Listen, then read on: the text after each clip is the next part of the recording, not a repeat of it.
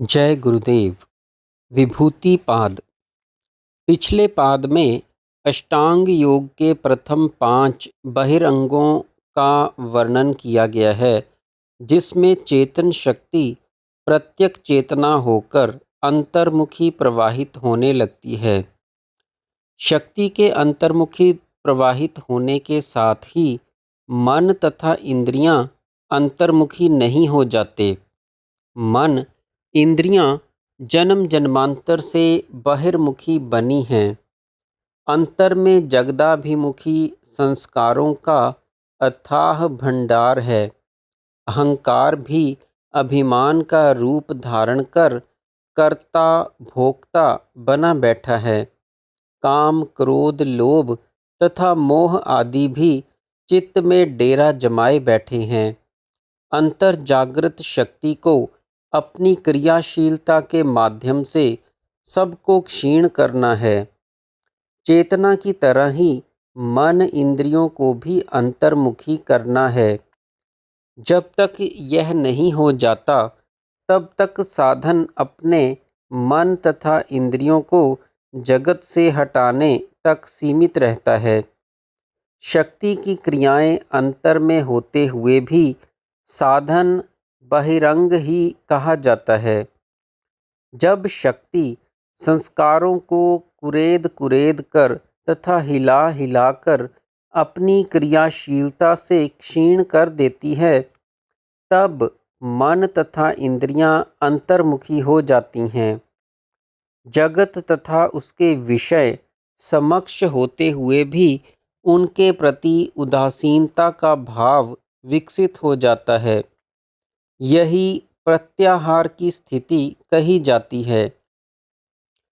प्रत्याहार के बिना मन की चंचलता के कारण चित्त वृत्ति की एकाग्रता की बात करना विलासिता मात्र है।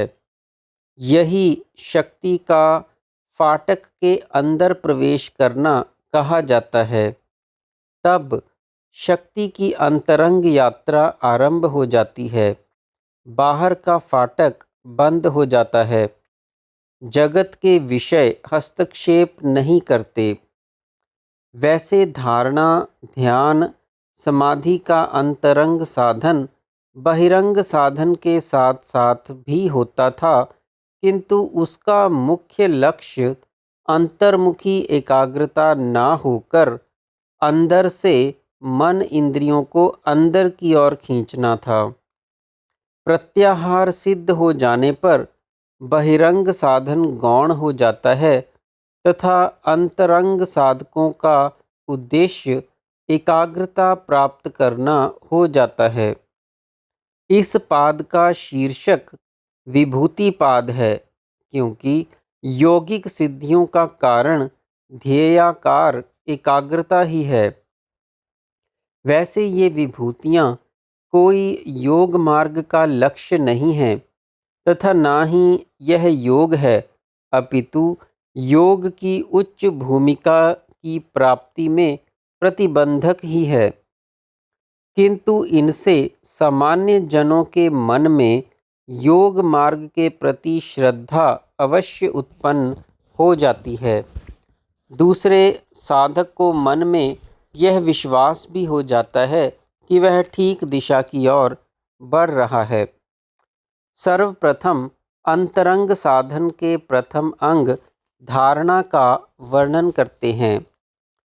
देशबंधः चित्तस्य धारणा। किसी विशेष ध्येय विषय पर चित्त को बांधना धारणा कहा जाता है।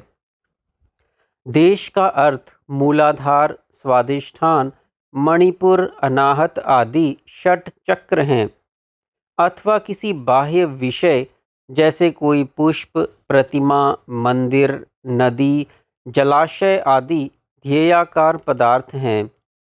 बांधने का अर्थ चित्त वृत्ति की चंचलता को रोककर ध्येय विषय पर एकाग्र करने का प्रयत्न है। धारणा में एकाग्रता खंड खंड होती है। कभी तो चित्त वृत्ति ध्येय पदार्थ या चक्र पर एकाग्र हो जाती है तथा कभी चंचल होकर भटक जाती है।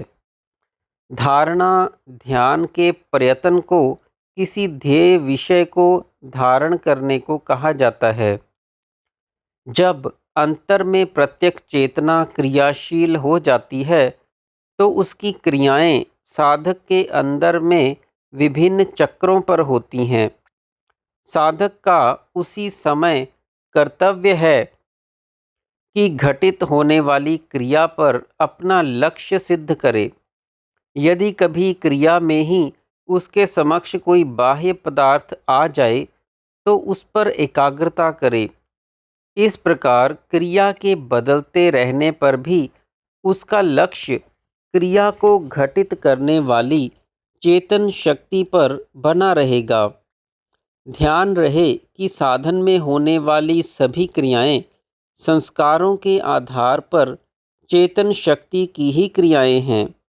इस प्रकार साधक की एकाग्रता का लक्ष्य किसी देश विशेष अर्थात चक्र के माध्यम से एक तत्व सर्वव्यापक शक्ति की क्रियाओं पर ही स्थिर रहेगा।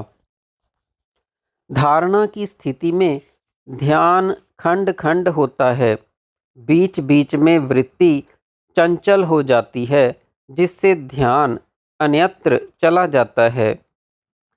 किंतु साधक का कर्तव्य दृष्टाभाव तथा समर्पण में स्थित होकर क्रिया पर लक्ष्य स्थिर करने का प्रयत्न करते रहना है। जब तक मनुष्य स्थूल इंद्रियों से बहिर्मुख लक्षित होता है उसकी वृत्ति स्थूल इंद्रियों द्वारा बाह्य विषयों को लक्ष्य करती रहती हैं। ध्यान की अवस्था में स्थूल इंद्रियां प्रत्याहार के कारण अंतर्मुखी हो जाती हैं। इसलिए बाह्य जगत तो लुप्त हो जाता है किंतु साधक को अपने अंतर में फिर भी कुछ अनुभव होता दिखाई देता है। जिस प्रकार स्वपन अवस्था में स्थूल इंद्रियों के कार्य रहित होने पर भी स्वपन दिखाई देता है, यह वृत्ति का सूक्ष्म इंद्रियों के माध्यम से कार्य है। उसी प्रकार ध्यान अवस्था में भी दिखाई देने वाले दृश्य, अनुभव होने वाले विषय सूक्ष्म इंद्रियों के माध्यम से अनुभव किए जाते हैं। स्थूल इंद्रियों की चंचलता तो प्रत्याहार से समाप्त हो जाती है किंतु सूक्ष्म इंद्रियां जो कि वृत्ति एवं वासना से संबंधित होती हैं अभी चंचल होती हैं। इसलिए धारणा में एकाग्रता खंड खंड होती है। जब तक वृत्ति निरोध नहीं हो जाता वृत्तियों का उदयस्त सदैव चलता ही रहता है। वृत्ति चाहे जगत में हो अथवा ध्यान में उसका क्रम कभी भी टूटने में नहीं आता। वह नए नए विषय इंद्रियों के समक्ष उपस्थित किया करती है। वृत्ति का आधार अंततः संस्कार है। जैसे जैसे संस्कार बदलते हैं वह उनके अनुरूप विषय चित्त के सामने लाती रहती है। यही वृत्ति की चंचलता है जिसे उसका स्वभाव भी कहा जाता है। फिर वृत्ति एकाग्र होने का क्या अर्थ है? क्या वृत्ति किसी एक ध्येय पर टिक जाए, उदय अस्त का क्रम बंद हो जाए, क्या यही एकाग्रता है? नहीं। यह कहा जा चुका है कि जब तक वृत्ति है तब तक वह टिक नहीं सकती, उदय अस्त बंद नहीं हो सकता। एकाग्रता वृत्ति का स्वभाव है। हर वृत्ति किसी न किसी विषय पर एकाग्र रहती है किंतु एकाग्रता का उसका काल बहुत छोटा होता है। अगली ही वृत्ति उछलकर किसी दूसरे विषय पर जाकर एकाग्र होती है। हर क्षण विषय बदलता रहता है।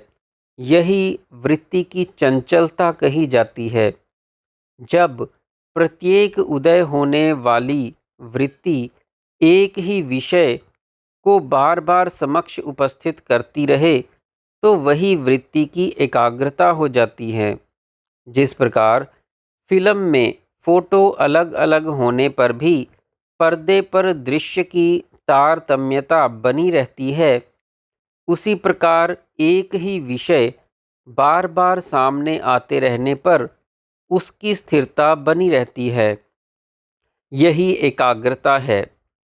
धारणा में वृत्ति संस्कारों से प्रभावित होने से कई भावनाएं, कई दृश्य एवं विषय तो उपस्थित करेगी ही, जिससे ध्यान खंड खंड तो बना ही रहेगा। किंतु यदि साधक अपनी वृत्ति को क्रिया पर टिकाकर रखने का प्रयत्न करता है, तो उन सभी भावों, दृश्यों तथा क्रियाओं के कारण चेतन शक्ति अभिमुख बनी रहेगी। यदि शक्ति अंतर्मुखी जागृत ना हो, तो साधक को शरीर में किसी चक्र पर या किसी बाह्य ध्येय पदार्थ पर वृत्ति को एकाग्र करने का अभ्यास करना होता है। बार बार वृत्ति चंचल हो जाने पर उसे मोड़कर पुनः ध्येय पदार्थ पर लाना होता है।